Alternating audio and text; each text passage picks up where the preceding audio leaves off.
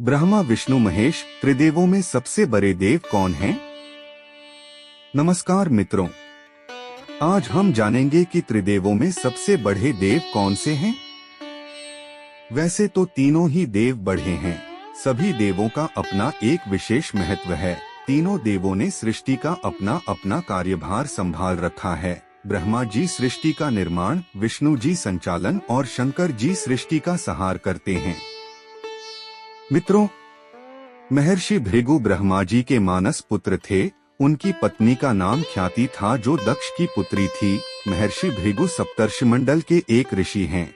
सावन और भाद्रपद में वे भगवान सूर्य के रथ पर सवार रहते हैं। एक बार की बात है, सरस्वती नदी के तट पर ऋषिमुनि एकत्रित होकर इस विषय पर चर्चा कर रहे थे कि ब्रह्मा जी, शिव जी और श्री विष्णु में सबसे बड़े और श्रेष्ठ कौन है। इसका कोई निष्कर्ष न निकलता देख उन्होंने त्रिदेवों की परीक्षा लेने का निश्चय किया और ब्रह्मा जी के मानस पुत्र महर्षि भृगु को इस कार्य के लिए नियुक्त किया। महर्षि भृगु सर्वप्रथम ब्रह्मा जी के पास गए। उन्होंने न तो प्रणाम किया और न ही उनकी स्तुति की। यह देख ब्रह्मा जी क्रोधित हो गए। क्रोध की अधिकता से उनका मुख लाल हो गया, आंखों में अंगारे दहकने लगे। लेकिन फिर यह सोचकर कि ये उनके पुत्र हैं, उन्होंने हृदय में उठे क्रोध के आवेग को विवेक बुद्धि में दबा लिया। वहां से महर्षि भृगु कैलाश गए। देवाधिदेव भगवान महादेव ने देखा कि भृगु आ रहे हैं, तो वे प्रसन्न होकर अपने आसन से उठे और उनका आलिंगन करने के लिए भुजाएं फैला दी। किंतु उनकी परीक्षा लेने के लिए भृगु मुनि उनका आलिंगन अस्वीकार करते हुए बोले, महादेव, आप सदा वेदों और धर्म की मर्यादा का उल्लंघन करते हैं।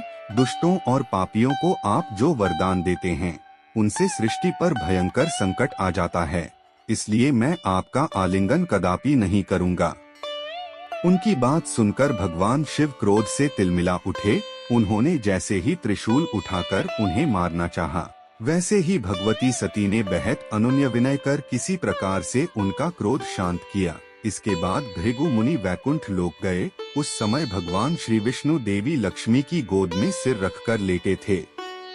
भृगु ने जाते ही उनके वक्ष पर एक तेज लात मारी। भक्त वत्सल भगवान विष्णु शीघ्र ही अपने आसन से उठ खड़े हुए और उन्हें प्रणाम करके उनके चरण सहलाते हुए बोले, भगवन, आपके पैर पर चोट तो नहीं लगी? कृपया इस आसन पर विश्राम कीजिए। भगवन, मुझे आपके शुभ आगमन का ज्ञान न था, इसलिए मैं आपका स्वागत नहीं कर सका। आपके चरणों का स्पर्श तीर्थों को पवित्र करने वाला है। आपके चरणों के स्पर्श से आज मैं धन्य हो गया। भगवान विष्णु का यह प्रेम व्यवहार देखकर महर्षि भृगु की आंखों से आंसू बहने लगे।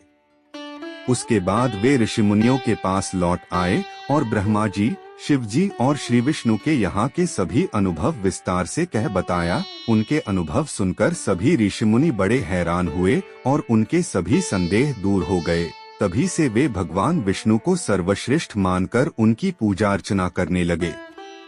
वास्तव में उन ऋषिमुनियों ने अपने लिए नहीं, बल्कि मनुष्यों के संदेहों को मिटाने के लिए ही ऐसी लीला रची थी। मित्रों, पौराणिक ज्ञान के अनुसार सृष्टि के लिए सभी देव अपना कार्य करते हुए सृष्टि की रचना करते हैं, उसका पालन करते हैं और उसका विनाश भी करते हैं।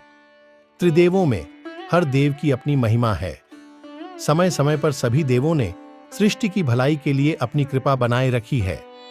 प्रभु की कृपा पाने के लिए इस कलयुग में भगवान की आराधना करते हुए उनका नाम लेते रहिए, इसी से बेरहा पार होगा। संत तुलसीदास ने कहा है, कलयुग केवल नाम आधारा, सिमर सिमर नर उतरहिं पारा।